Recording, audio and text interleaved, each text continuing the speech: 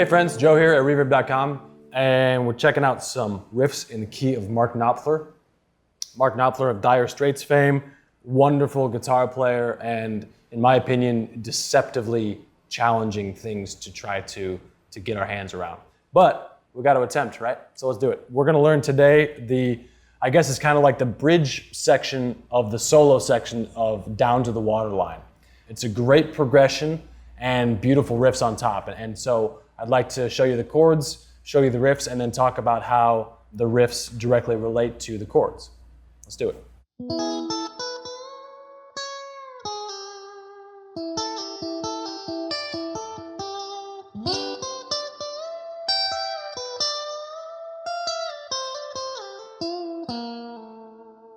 Out of context, some of those notes sound a little off or a little weird, but when you hear the chords underneath them, it's stunning, it's beautiful.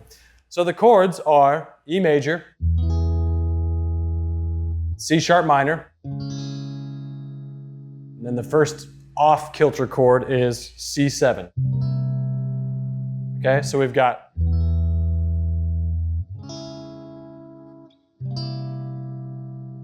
and then from there, it hangs on that, and then it goes to G, stays there, back up to C, and then C7. And the last note, we're going to land on D.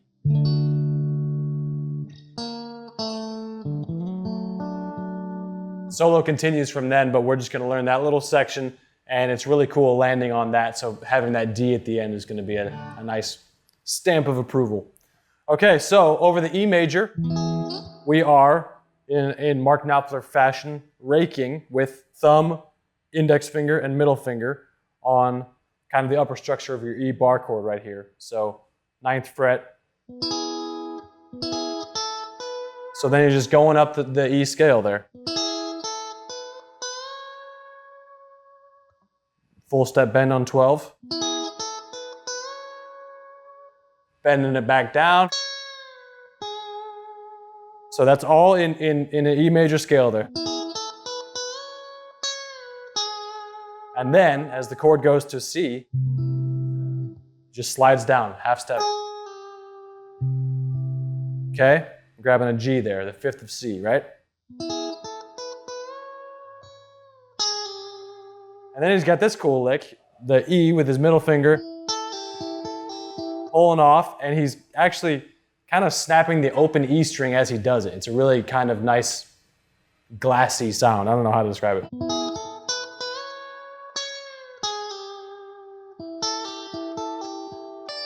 Up to the E string. So that's a real, major pentatonic type riff right there.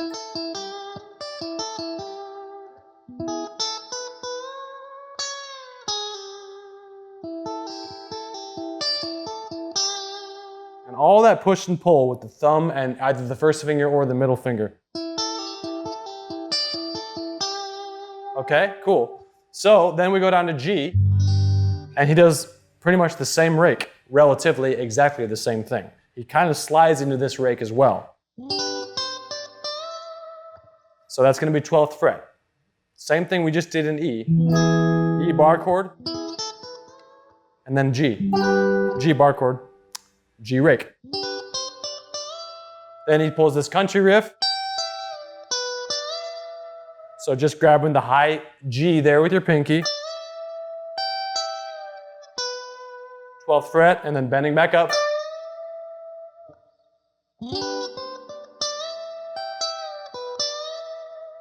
Holding on to that full step bend, grabbing the 13th fret on the E string. This is a very cool dissonance.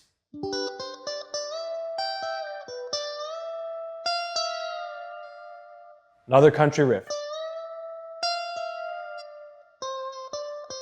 And then going from 13 to 15 back to 13. So we got. And make sure that F up here, the 13th fret of the E string, is ringing out as you're bending that B string back down. That's where you're going to get that magic.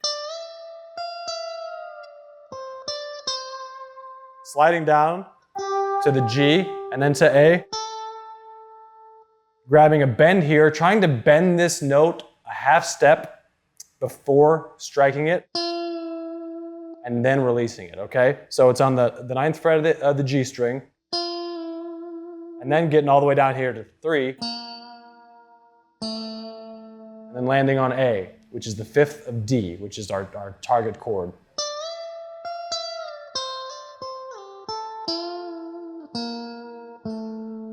Keep in mind that we are at a C7 in the progression. So that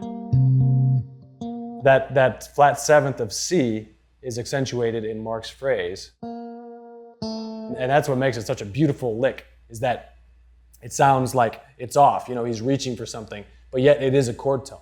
You know, if you throw a cool dominant 7th chord in your progression, then you've just given yourself another option to grab a chord tone that might twist somebody's ear up a little bit and, in my opinion, make it much more interesting. 1, 2, 3, 4.